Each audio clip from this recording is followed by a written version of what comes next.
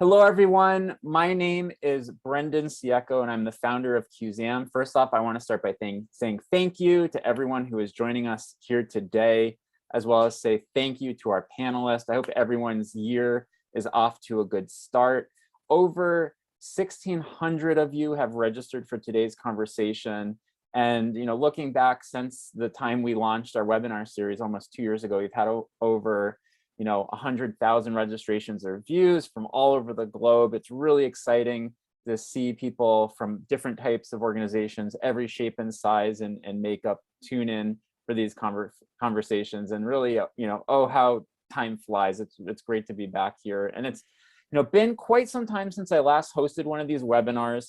So I'm a little rusty, but I'm also very eager to get back with you all here today, kicking off 2022 by talking about some relevant topics for the cultural sector. We're in the midst of several new challenges and uncertainties. Right now, unfortunately, we are weathering the storm of Omicron, and I hope you're all staying well and healthy.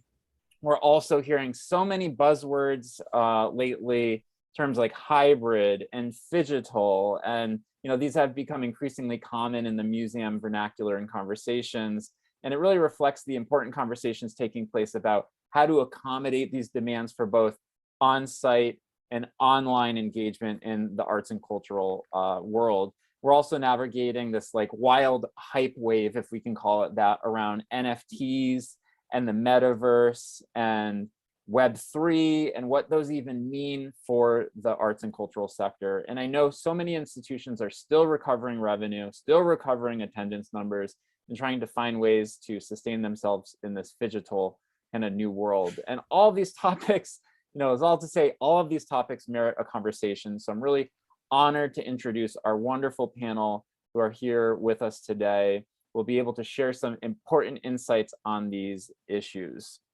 So let's get going with the Q&A. Joining us from Colorado, we have Courtney Law. Hey, Courtney. Hello, thank you for having me. Our pleasure. Thank you for being here. Courtney is the Director of Communications, Partnerships, and Digital Initiatives at the Museum of Contemporary Art, Denver. Once had a beer on your rooftop. Amazing museum in an amazing city. As a lifelong lover of the arts, you got your professional start in the field in early 2019 after spending more than a decade in politics and government. Courtney was active in campus politics at the University of Colorado Boulder and graduated with a degree in political science in 2015. She moved to New York City after graduating and spent a year teaching second grade in Brooklyn. Awesome, both public education and awesome Brooklyn, before moving into local government and beginning a career in communications. She moved back to Colorado because Colorado is awesome in 2010 to join the staff of the Colorado House Democrats. And after 2 legislative sessions at the Capitol, she left to be a public affairs consultant where she executed communications campaigns that helped pass progressive legislation. She spent time with the Denver Department of Finance, acting as the deputy mayor's speechwriter in the department's communications and government affairs director, and also an inept writer and strategic thinker. She relishes the opportunity to creatively tell a story and make people think, feel, or act. Thank you so much for joining us, Courtney. Such a Thank you. dynamic Feel free background. to shorten any other bio I have for you. I love bragging on people's behalf. Everyone, everyone has such an interesting background, and I think it's important to these types of conversations to have, public affairs and communications, inside and outside the sector is really valuable. So I love that.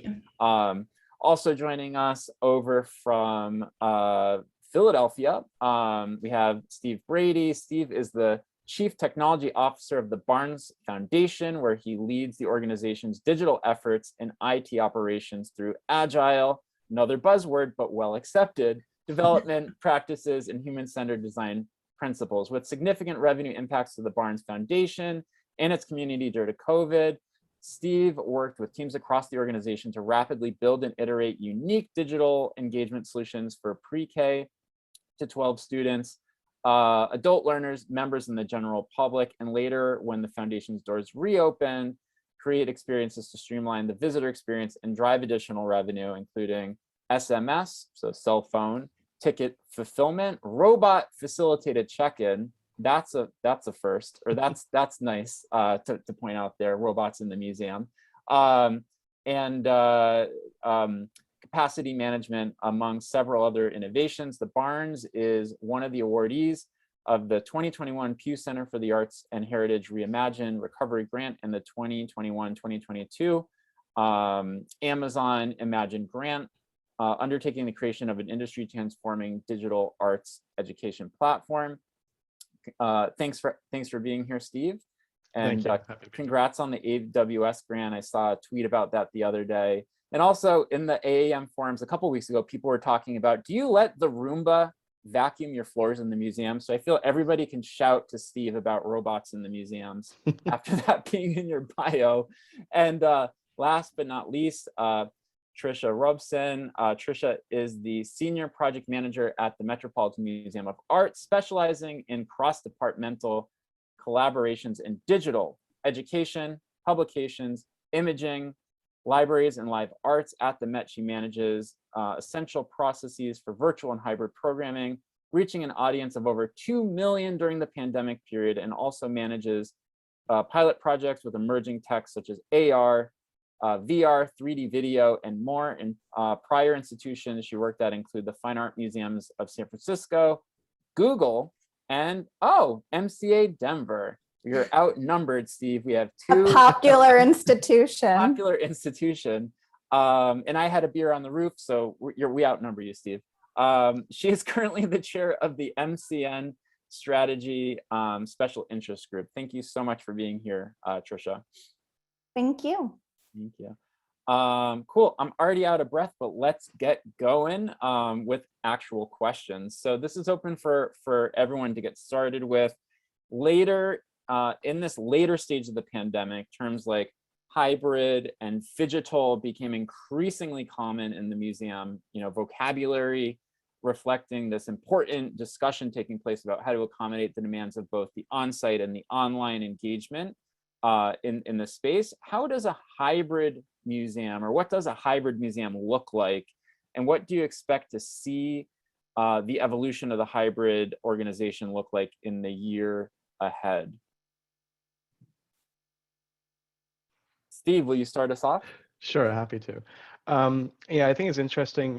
Satya Nadella, the CEO of Microsoft last year, talked about like the hybrid work environment and how it can take twice as much work or more to have an ideal experience for folks that are both on-prem and remote. And so I feel like I see museums continuing their trends and accelerating their trends for digitization and dissemination, and essentially, the online presence becoming data and ways to take that data and present it to folks. Because the audience, online, the potential audience online, vastly outnumbers the people who would ever even visit your city over their lifetime. So I think it's really important to create experiences that play to the strengths of both and be focused on both your online or virtual visitor as well as your on-prem visitor, and how to enhance both sides of that experience. Thank you for that, Steve. And I realized I said you're outnumbered, and then I realized I have a Philadelphia Museum of Art coffee mug, so actually I think there's a Philly balance Playing now. both sides. Cool. Tricia or Courtney, do you have anything that you want to add to this idea of where you see hybrid, where you see it evolving? Sure. I would say for MCA Denver, hybrid has already evolved from purely moving programming that was once held in person to the virtual space, to holding those programs both in person and virtually, to enhancing our in-person museum experience with more digital offerings, to bringing our brand of quirky, enlightening, accessible content to more platforms. And now we're experimenting with digital initiatives that we hope anyway are as singular and special as our in-person experiences. The pandemic continues to shift, audience needs and wants are shifting along with it, and so too must our approach to hybrid museuming, in my opinion. Thank you. And Tricia, I know last year you wrote and published an article in the American Alliance of Museums blog on adapting to hybrid reality. And in that article, you emphasized the necessity of cross-functional methods for rapid and innovative adoption of all things digital. And you specifically wrote, and I quote, collaboration, iteration, and the application of working methods championed by the tech industry are key as a shift in this mindset. And I know you write that as someone who spent time at Google, so that's also even more interesting. With this in mind, can you elaborate on the types of models and approaches that will allow museums to successfully adapt to this new moment? Yeah, sure. Thanks, Brendan. And just kind of to add on to what Steve and Courtney were already saying, this adoption of working methods from the tech sector, especially for us folks who work in digital and related fields, is really nothing new. We've been doing this for a while. But really the prevalence or necessity of this type of thinking and working was just truly accelerated during the last year as museums were sort of forced overnight into working completely in a virtual space. So as museums and venues closed, there was just greater opportunity across the board and with teams that weren't really working in this mode before to adopt these working methods.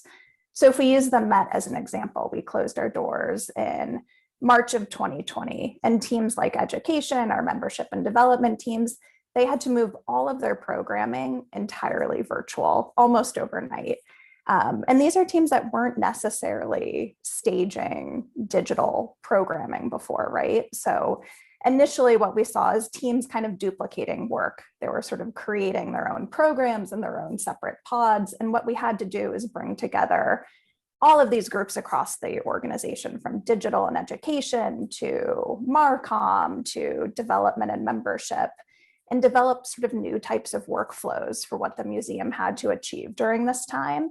So we created this panel, a vetting panel, to see what programs were happening all across the museum. What was the best way to bring them about?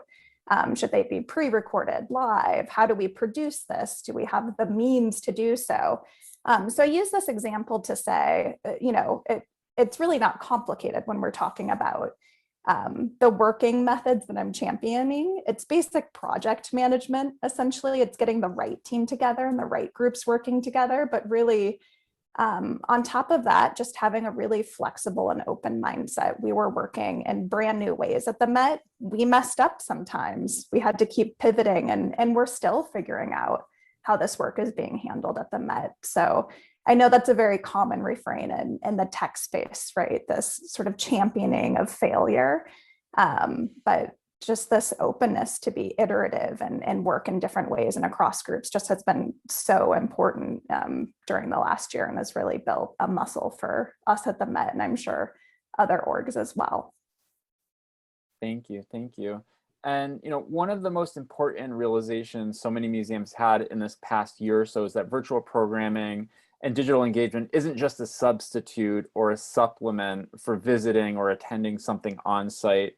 Rather, virtual programs offer their own unique value, or have the potential to do. So with at least 2 years of experience creating virtual programs and marketing virtual programs, many museums have also moved from migrating their traditional programs online to designing something and optimizing, specifically for digital and the digital audience. I'm curious what, specific types of programs or engagement initiatives are thriving at your organization or across the field that you see.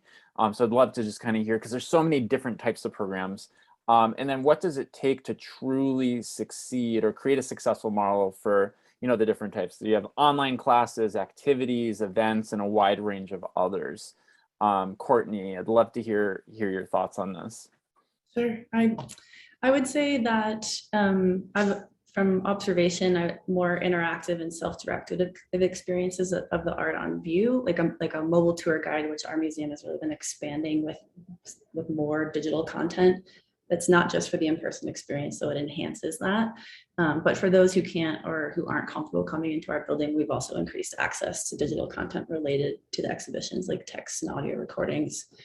But in terms of creating a truly successful model, I believe that if you build something with the audience in mind, and I think a lot about that LaPlaca-Cohen study of museum audiences from across the country, that there were a few of them, but the most recent one revealed that people were looking for opportunities to laugh and relax, to experience beauty and joy.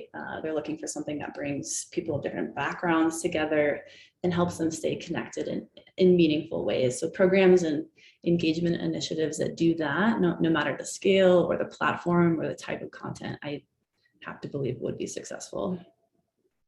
Awesome, thank you for that. And if someone has the La Placa Cohen culture track posted in the chat, I see some people asking about it. And we'll post that as well. That's a great resource, and I guess it points to how audience-centered MCA Denver is. So thank you for that. And Steve, how about on your side? Because I know the Barnes has been a leader in digital programming, but also like kind of measures the success of some of these programs in different ways. What types of programs have been particularly successful at your organization? So we've gone when COVID shut everything down, we went to online adult education courses and had prepared for the school year to have online pre-K-12, and they're both very different experiences. The adult courses are somewhere between 15 to 100 people, but kind of in a video chat style and very interactive with the professor. The students are interacting in kind of a Twitch clone model where they get to react in real time with a host. What's great about that is, separate from and not repeating, the idea of a traditional field trip to a museum, in that, we can expose them to different topics. We can take a series and interview different experts and bring different things that you wouldn't necessarily be able to get on a day-to-day, experience of running museum visits day after day for field trips. And we found, value in staying connected with our members with member exclusive content, preview content about, exhibitions. And for those members who, we wanted to give back to, who, I think to the previous points about didn't feel comfortable necessarily yet coming in. And then I think also via both our private platforms as well as things like YouTube, we definitely wanted to make all kinds of content available to the public. So I think a lot of it is just kind of maintaining the relationships and caring about the constituencies that have been affected throughout this and doing what we can for them. Thank you. And now shifting gears a little bit towards hybrid, so things that are happening both at the museum but virtually, and finding that balancing act. I know many museums have catered, to their in-person audiences, their online audiences, their phygital audiences, which demands kind of blending, if we want to kind of describe it in such a way, blending the digital experience and the physical experience, and doing both, either simultaneously or asynchronously, depending on what type of program it is. How do organizations do this successfully? And Tricia, are there any examples you've worked on or think of that kind of point to something that is happening in both of those realms at the same time in a successful way? Yeah, it's a great question. I mean, I think a lot of this is trial and error, and we're still very much so figuring it out. We've spoken a lot about virtual programs, right? Whether it's tours or classes or bringing lectures and other types of educational programs online. And at the Met too, of course, that's very important, especially when the doors were closed. And as we're thinking about access, right? How can we bring content to people across the globe who can't necessarily come on site? But we're also looking at the on-site experience. I mean, it's something that museums have been focused on forever, right? How can we continue to bolster that experience through digital means too, and continue to extend it once you leave the doors? So at the Met currently, we're planning an immersive learning center or children's space. And this is really, it's a dual hybrid and analog experience. So children will get to build and play and interact on site, but there will also be a number of digital components that will lead them to our collections and into our galleries. And then they'll be able to take home with them and continue the experience once they leave the museum. So we're looking at it from both sides. What happens if you're outside in the world and want to come to the museum, or what if you're starting at the museum and want to continue that experience a bit more seamlessly?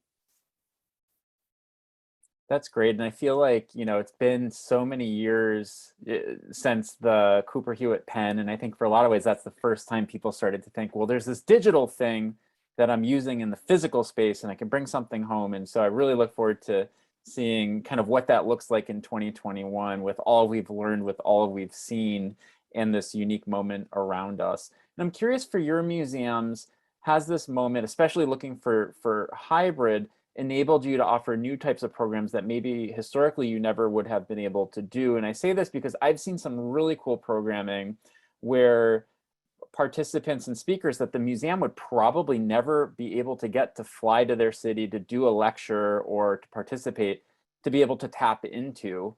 And that's both accessible for the people that are physically at the museum, as well as for the people at home tuning in. Have you launched anything or seen anything kind of in that vein that you would say made it possible and it wasn't possible pre-pandemic in that hybrid sense? Yeah, I mean, it's a really good point.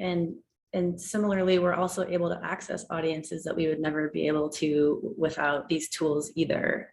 Folks tuned in to certain programs that we held from New Zealand, from the Philippines. Like, I don't expect that they had ever been to the museum. They might never plan to come, but they got to engage with us because these tools and the ways that we're sharing content. And it's absolutely a goal of ours to try and do things in the space that we can't necessarily do in person. So one example, I think we'll probably get to talk about a little later, was an NFT 4-part series online that we held. And the folks the experts of the artists, the curators, the inventors of the blockchain who were a part of that, I don't think that we would have been able to convene them in a room, nor be able to really have the 4+ hour conversation that we did in one sitting. So we got to have like episodes essentially. Awesome. And I look forward to tapping into that, a little bit later in the session, because I know that's such an interesting dynamic talking point where, MCA Denver has taken kind of a leadership role in facilitating some conversation. But, Steve, with so, much activity taking place online, I've seen a growing number of museums have found it necessary to find ways to monetize their digital initiatives. And it's likely in order to survive in this, in this new world, this new moment, museums will need to create sustainable revenue models, experiment with, sustainable revenue models that incorporate these types of digital channels or digital content. And I know specifically at the Barnes Foundation, I think it was February 2021, there was a great article that came out, I think it was in ArtNet News or Apollo, said that you had raised more than $600,000 through live online classes since you launched them in March 2020, which was actually double the revenue that, compared to if they had been done in person from 2019. Can you share how you were able to develop such a successful program, successful revenue model for virtual programs in that instance? And how do you balance the need to create both a sustainable revenue model? And I know sometimes it's uncomfortable talking about dollars and cents because we're all about the mission, but how do you balance that with fulfilling your mission in a sustainable way with accessible programming? Sure. So I'd say that, in two things, like one, the Barnes sees itself primarily as an educational foundation, and our founder Albert Barnes, Dr. Albert Barnes, believed that art had the power to improve minds and transform lives, and that art education wasn't just an esoteric activity, but had, very objective benefits to those studying it. And so I think in one way, we very much leaned into our mission very hard, and we focused on art education, and in the only venue that we had to do that at the time, which was online. And I think we were very customer obsessed and focused. A lot of our initial efforts were based on the feedback of folks that were under quarantine, that had were kind of unable to even leave their condos or apartments. And so I think we really wanted to be there for our community. And that was our primary focus. So, we released the YouTube series of little 10-minute, segments on a daily basis. We called it Barnes Takeout, kind of as a lunchtime activity. Our classes went online very quickly, and we provided like a concierge level service with onboarding. So we had a lot of people who, the typical audience, fine art museum audience, tends to skew a little older, maybe less tech savvy. And so we were, kind of providing Genius Bar level service for folks to onboard them to our platform, to the point where We would even say, we care more about you taking this class and having an outlet and, somehow a way to socialize more than, more than, than you can currently through any other mechanism. So it's important for you to be enrolled in the class more than the revenue, and sometimes. And I think, again, that led to a lot of revenue opportunities. And I think we've had a good mindset at the Barnes of not necessarily seeing any, perceived tension between monetization and mission. One hand washes the other, one can feed the other, and you can do both without jeopardizing the other in a lot of ways. And one example being that in 2021, 13.5% of all of our online class enrollments have been scholarship-based enrollments. Oh, So wow. the fact that even with a sunk cost and year over year in the first 9 months, I think, of COVID, we measured it to the previous year, and we had given out 270% more scholarships than we had when we were on-prem only, because we're a relatively physically small location. So we're keeping a very high rate of enrollments as scholarships, and we're also, relative to what we could give out in person for scholarships, just the absolute number of scholarships. And so in a lot of ways, I think that's been really important to our success and ensuring that monetization and mission work well together. And when you find some successful model, to reinvest that revenue into the next generation and to not stop iterating.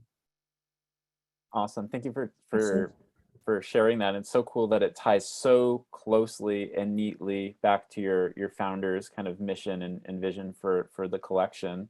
And I remember, last year we launched a study. There were over 500 museums represented, and it showed that about 97% of museums had virtual programming in some way, shape, or form. And of that 97%, something like 75 maybe had charged for that content in some way, shape, or form. So it was very clear there's a lot of experimentation taking place around the monetization aspect. And I'm curious, broadly speaking or specific to your organizations, Courtney, Tricia, Steve, what types of programs have you found most successful, most sticky, most easy to deploy? And maybe what are some that you plan on launching in this year based on what you've learned in the past? To kind of chime into what Steve was saying, and kudos to the Barnes and all of the great work they've done in this area. It's been really impressive. And I think, Steve, I don't believe you mentioned it, but in articles I've read, you doubled the revenue you were making on site when you moved it online, which is pretty amazing. At the Met, we're looking at this too, and it's a big question internally. And it's tricky, right? With digital revenue, what are people willing to pay for? And I think, Steve, your kind of philosophy behind it is very similar to how the Met is thinking about it too, right? Education is our sort of foundational mission first and foremost, but we're looking at different groups and what people have access to. And for us, we're really focused on what this looks like for members. Can we have sort of exclusive paid classes for members? And we've moved a fair amount of that online and are kind of testing revenue there. We're also looking at, when we're running certain lectures for particular groups on YouTube, having donate buttons and social ads. Truthfully, that hasn't, been a big boon in revenue, but it's something we're looking at. And I think, Steve, you're completely right. It's about balancing having free content or making it available to folks who might not be able to afford it. So. Great. And, oh, go ahead, Courtney. Oh, that's okay. Go ahead. No, you go ahead. Thank you. Well, I would say early on in the pandemic, we tried a model where we were accepting donations for free digital programming, and we also sought sponsorships and partnerships for certain things that would allow us to ensure a high quality production. So maybe revenue is less of a consideration than keeping audiences engaged with us like in the beginning. So it's a growth opportunity there. And I would say that the next initiatives that we undertake will likely have a revenue model built into them now that we have more information about the types of content our audiences are drawn to. For instance, we launched podcasts last year called How Art is Born, about the creative process and art making. And I now have a case study that I can take to sponsors for like a second season in terms of downloads and listens and repeat customers, that kind of thing. Great. That's awesome to hear that you have metrics that kind of enrich your package when you go out to fundraise. That's wonderful. And now we're in this midst of another surge, depending on what part of the country or world that you're in, with Omicron, among us. This has prompted a number of museums to, close their doors again, or reduce hours, or to enact other restrictions. Has this latest surge impacted your museum's plans for 2022? Or did we all knew this was going to happen, so it's kind of baked into your strategy? And how do you foresee this surge and the concern around, other variants impacting your year ahead, if at all? Curious. We can start with you, Tricia, on that side. Sure. I think first, of course, it's impacted us. It's impacted every organization and workplace. At the Met specifically, at a certain point in the pandemic, we were fully operational. Visiting was at full capacity. And with Omicron, we scaled visitor capacity back a bit for safety. We have the same safety measures and guidelines we had before. And for staff, those who can work from home are again encouraged to work from home if they can, just to keep safety measures in place internally. So for planning, of course, it's impacted a number of programmings. Currently, we're on pause with on-site programming. That will return again in the coming months, but we had really quick flips and decisions to be made around that. And I think what's been really interesting to see at the Met, and I only started really at the start of the pandemic. I started at the Met in April of 2020. So it's been a really unique time period to be with an organization. But I've already seen in that year and a half, almost 2-year period, the Met has really built a muscle for responding quickly to these needs. So the Met is a fairly large organization. So we have task forces that are looking at our on-site programming, staff protocol, visitor guidelines, and we're able to make really quick flips and communicate them broadly to staff and get input. And that, to me, more than any sort of long-term planning, which continues to shift, it's been interesting to see kind of internally how we're handling these decisions. Thank you. And how about Steve? How about you? How has this changed your plans? Definitely as things have surged, we've had to adjust our open hours for physical visitation to the public. I think it just serves as a reminder to, not take your foot off the gas of digital investments and digital learning from the rest of the field. And I think in a lot of ways, again, we've served folks in over 47 states and 13 countries with our adult education online programming. And that's an audience that, even if we were open 6 days a week to the public, is an audience we wouldn't necessarily capture through our traditional revenue streams. So again, to look for that opportunity in digital and in phygital, and merging the two experiences. Thank you. Thank you. And Courtney, now we have a question for you lined up. You set the table, and you gave us a little bit of an appetizer a couple minutes ago, but let's talk a little bit about some emerging technology trends. If any of us have spent time scrolling through Twitter or skimming news headlines, it's likely you've stumbled across the buzz around NFTs, or non-fungible tokens. We actually explored some of this buzz early on in the art world with a webinar last spring, and since that time we've seen organizations ranging from or I use the term organizations broadly, the NBA to the British Museum, different sides of the spectrum and different sides of the pond, and traditional investors, present NFTs as a revolution, and the art world is divided, for sure, and museums are divided for sure. There's a lot of complexities and nuances there, not just in how digital art or art in general is commodified, traded, or conserved, but in how cultural objects themselves are curated and consumed in an increasingly digital world. And Courtney, I know, this past fall, the MCA presented a virtual series called NFTs, Putting the Fun in Non-Fungible Tokens. Hats off for a good pun, which took participants on that was all you, good job, on a journey exploring how blockchain's impact on the art market has something much broader to teach us, not only about what we value, but about how we imagine the art world as a whole. So while this is still very new and novel, and I think we have to acknowledge it's kind of a weird topic as well. Do you have any preliminary thoughts on how NFTs might impact the cultural industry, or just even some of the threads that were recurring throughout the lecture series? Great. Thanks, Brendan. So NFTs, putting the fun in non-fungible tokens, was a 4-part digital series that you can find on MCA Denver's YouTube channel. It was hosted by our director, Nora Burnett Abrams, and Amy Whitaker, a leading blockchain scholar and NYU professor.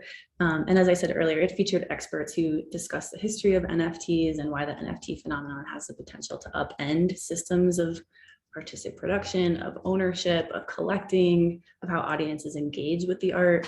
And that the experts and our hosts also talked about opportunities for equity and the environmental impact. So it was really an in-depth look at it.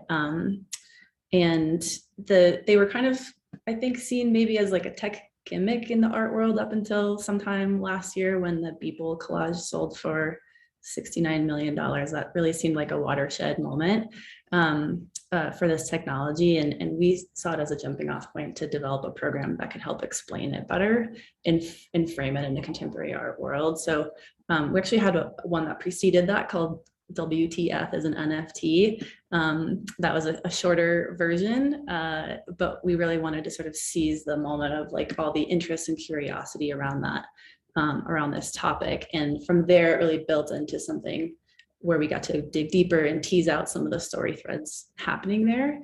And I just want to be clear that I helped produce that series, but I am not an expert on NFTs. Is anyone? I think they're starting to become some, experts. Yeah. As I mentioned, there were some on our webinar series. But something I've learned though, or a few things that I've learned about why NFTs represent potentially significant shifts in the art world is that, for one, the blockchain can disrupt some power dynamics in the arts and create new structural opportunities for participation. Artists who aren't as well known can sell directly to their fans. And then there's a record of it after it's been created. So their name is always associated with it. And there's usually an aspect of maybe getting a cut of each after the sale, after every sale that might happen. For art dealers, I think NFTs can serve as a way to get access to younger buyers who maybe eluded them. There's a lot to explore there, and I encourage you to watch the full series and hear from the experts directly.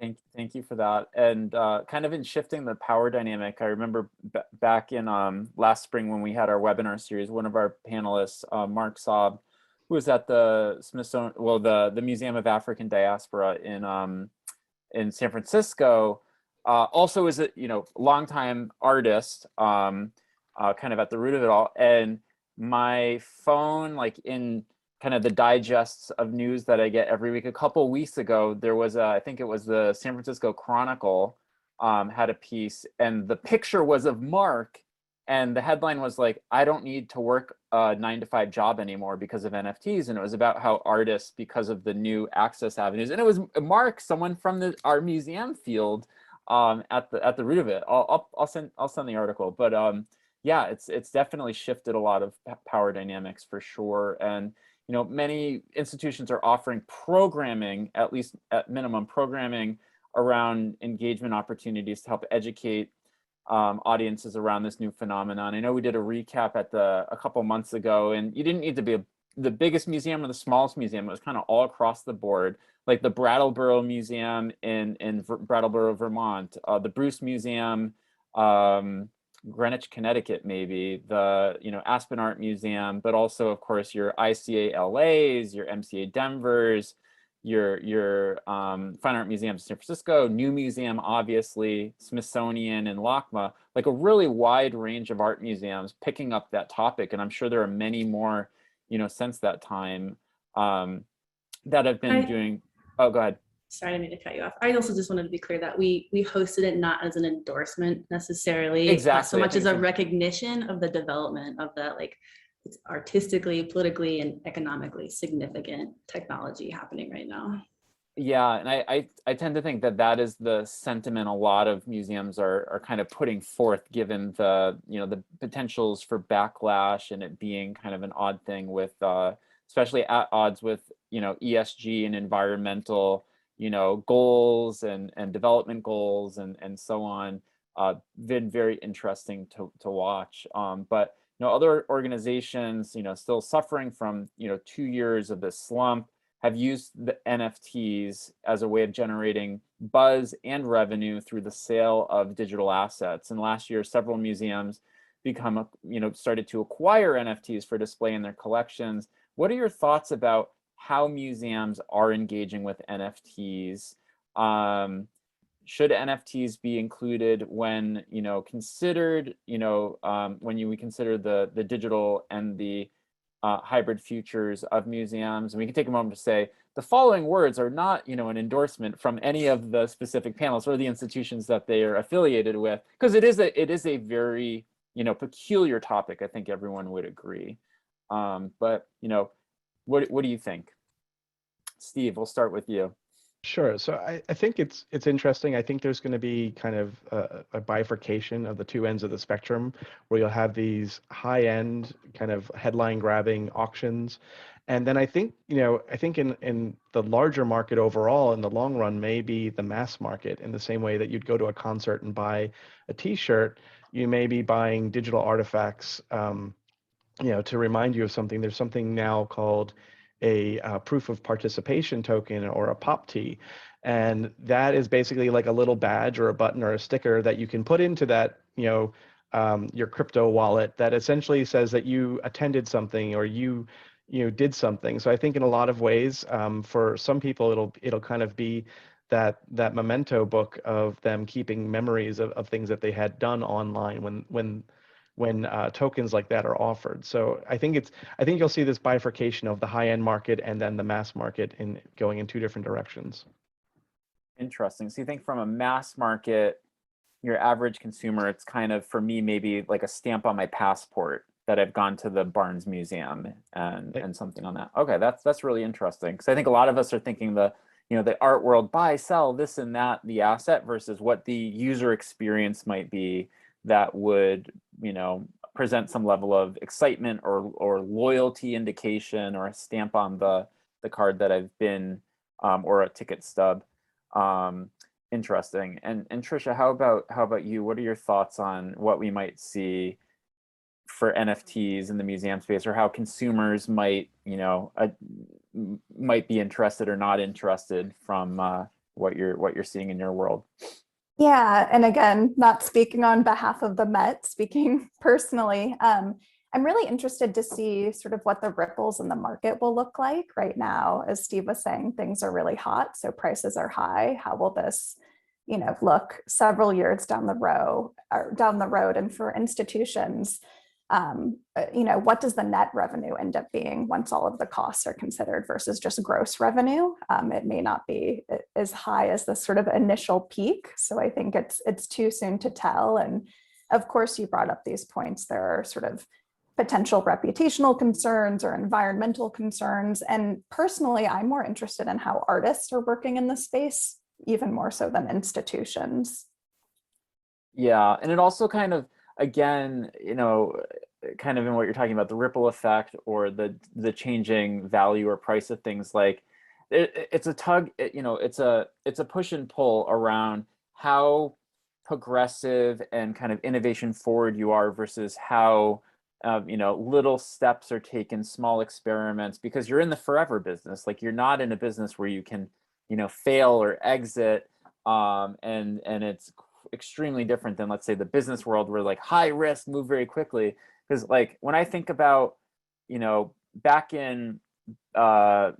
last spring when we had our webinar conversation around NFTs in the museum world, there was this sentiment from a number of us: your museum should get a crypto wallet. Your museum should accept cryptocurrency. Your museum should make it open for everybody. So could you imagine being a museum? It's November, it's almost Thanksgiving, and you're like, we're doing our Giving Tuesday 100% in crypto. And then I don't know if you've been watching what's going on in the market. Crypto is plummeted quite significantly over the last couple of weeks. Could you imagine that level of, when you get, you know, $100 check from someone who makes a donation, that $100 is worth $100, you know, inflation to the side and all of that. But can you imagine if someone made a donation for $100, now it's worth $40? You're kind of like, huh, at scale, that is a pretty daunting thing for everybody's CFOs and their, you know, financial controllers at their institution to kind of wrap one's head around. So it is kind of that tread cautiously with exposure, that you know, mitigating the risk, which is really interesting. So I only raised that because Tricia, you mentioned kind of like the changing values of things. Cool. And are there any other closing points on the NFT side of things, or are we good to move on? Because I know some, you know, we could talk forever, but it's also talking in circles when it's NFTs. Awesome.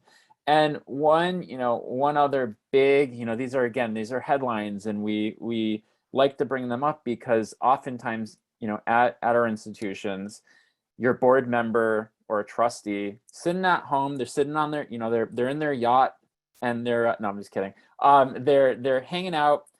Someone sends them an article, and they see that some museum has done something, and that might be this British museum has, you know, the British are coming. The British Museum has done NFTs. We need to do NFTs now. Or so and so's done augmented reality. We need an augmented reality. I don't know what that means, but we need an augmented reality, or VR, or whatever one of these items might be. So I just say this because I know in some way, shape, or form, even if we're not, you know, necessarily interested, it's not in our strategy, there is some dynamic of, you know, it trickling down, someone asking, you know, the person who is maybe most tech or digitally forward, who might have an opinion on it, what should our organization do? Or that might come from your director, department head, whoever.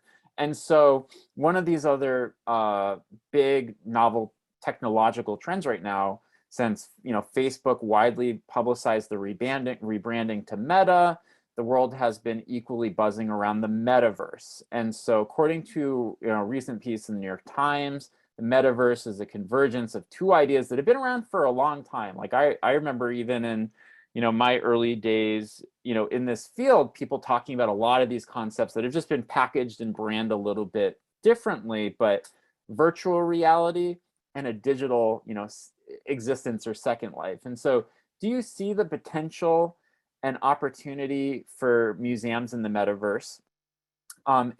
Or, you know, is this yet another consideration that we envision in the hybrid future? Is it part of the hybrid future? Or, and I'm not trying to paint the tone, or is this just a bunch of Silicon Valley buzz? So I'm curious what your thoughts on virtual reality and metaverse at large are, and if your museum's thinking about it, or if you're, you know, think that it's an important thing to kind of, you know, line up some opinion or line up some perspective on what it might mean for the field. So Courtney, would you like to start us off on this one? Sure. I mean, listen, clearly there's potential for museums to have a place in the metaverse. Nike is apparently selling sneakers there. I think everyone's probably going to try and figure out if there's a role for them in this. So I'm taking a wait and see approach, I guess.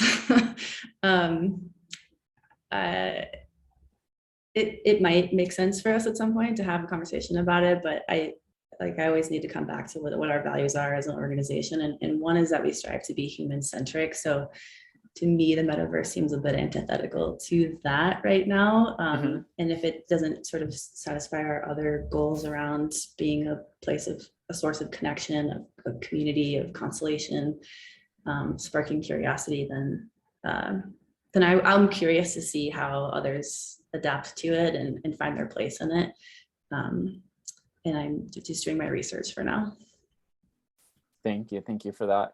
And Tricia, curious your thoughts, especially, you know, with your eyes on, you know, the different AR initiatives and VR and 3D video initiatives, what your thoughts are about this metaverse for museums. Yeah, I mean, as Courtney said, it's still taking shape. We don't exactly know what it means yet.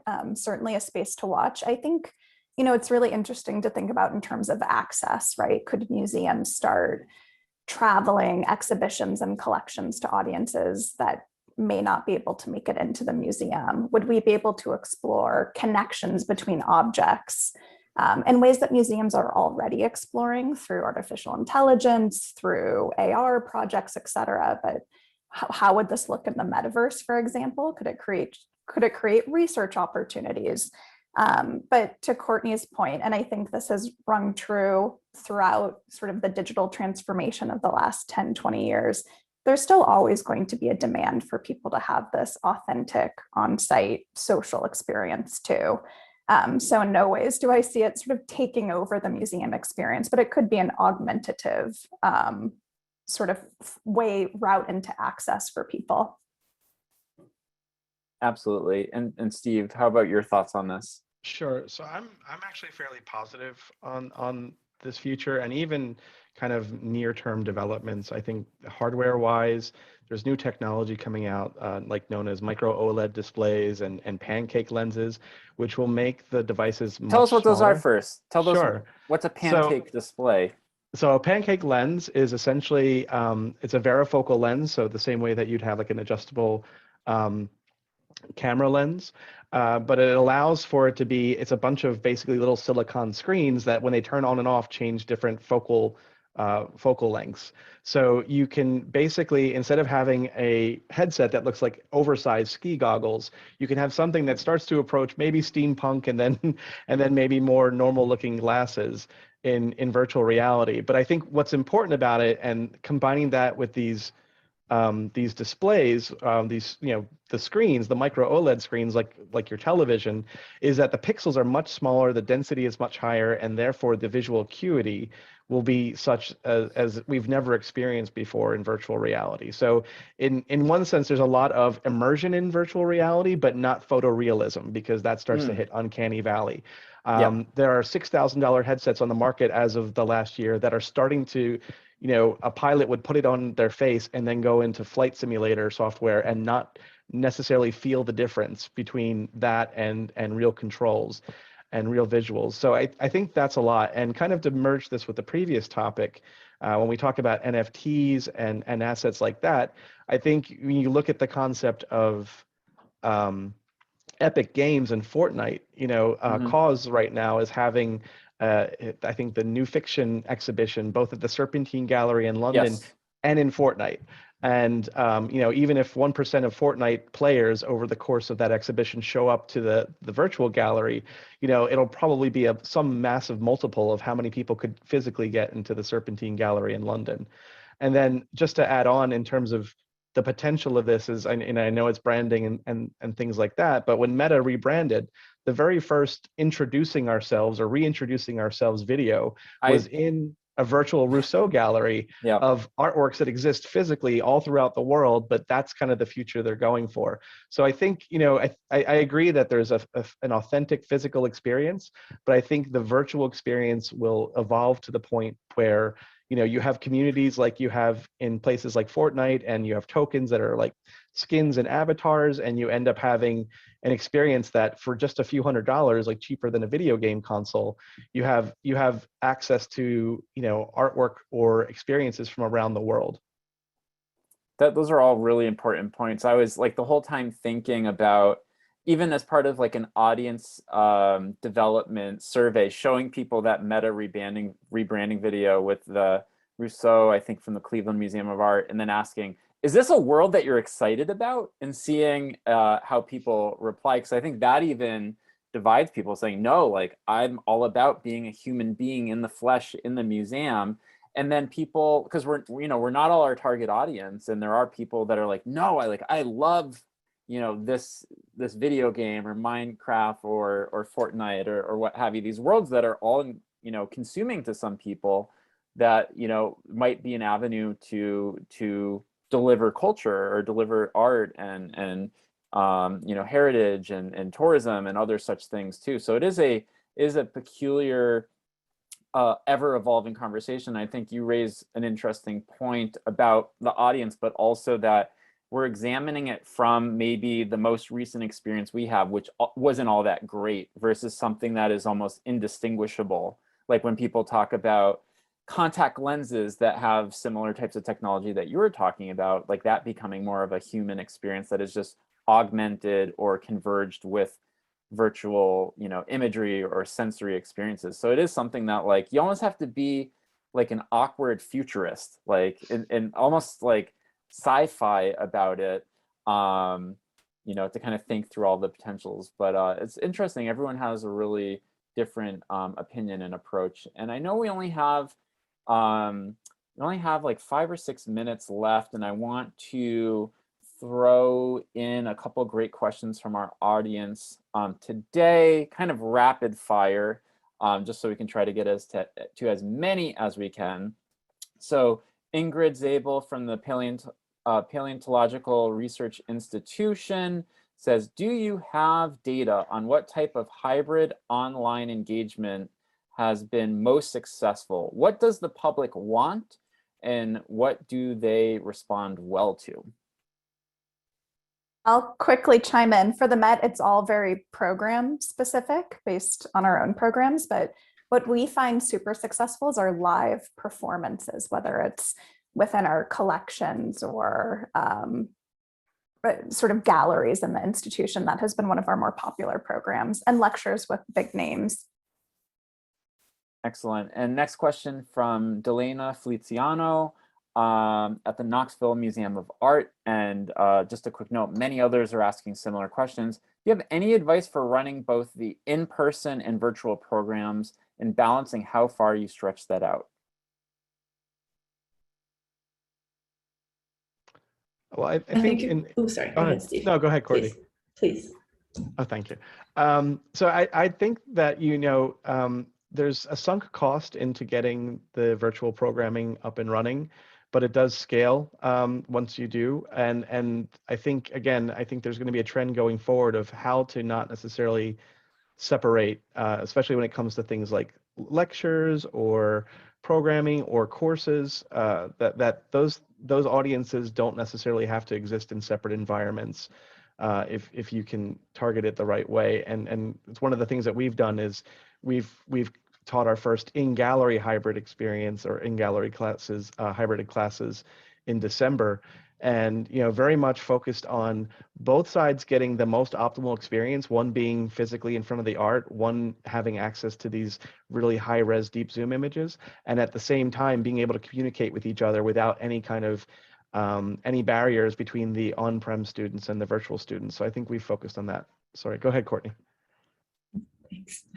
I would say that first and foremost, your organization needs to be super clear about what it is that you want to be achieving. If it has to do with gate admission versus engagement, or any number of things that might help direct how you balance, if it's 50-50 or 70-30, where you put your resources. I feel very fortunate to work for a place that values risk-taking and experimentation. So that's allowed us to try different things, and trying different things has allowed us to set a baseline for other things so that we can sort of build from there. So once I know, like, this 3-minute video where we call Art in a Flash with Miranda Lash, she's our senior curator. They're meant to do like they're quick but deep dives on one specific work of art on view. Like we can see how those perform over time, or versus the we've taped or recorded the live concerts that happen on the rooftop. Those didn't perform as well, and so we get to sort of like compare along the way, which has been really helpful. Thank you. And one last audience question before some closing remarks and closing question. This comes from Akane Henriquez from the Chicago Historical Society. How are museums defining and reporting attendance for these virtual events, for streaming videos, total views for the day, or over time? And I'll kind of piggyback on that. Like, are these in virtual or hybrid engagement numbers making it into your monthly, quarterly, or annual reports as an organization? So how are you defining and reporting attendance for these events? We are, well, I could say that from FY20 to FY21, our digital audience grew from about 6% of our overall attendance to about 40%. It's a space we're Wow. deeply invested in now and will continue to be well into the future. The stats for depending on what we're doing are all a little different, but we are like for YouTube videos, we're tracking people who, if it's a live program first, like the NFT one, who's watched it live, and then a week out, 2 weeks out, a month out, sort of look back, because people continue to find those. So we just sort of kind of set in like built-in like metrics for how we'll define like viewership essentially. As an example, the podcast program has its own stats that are shared. As another example, the QR codes that we have to enhance our in-person mobile tour guide experience, those are their own stats that sort of tell us how well people are engaging with something. Thank you. And we have time for just one, last question. This one goes to Steve, Tricia, and Courtney.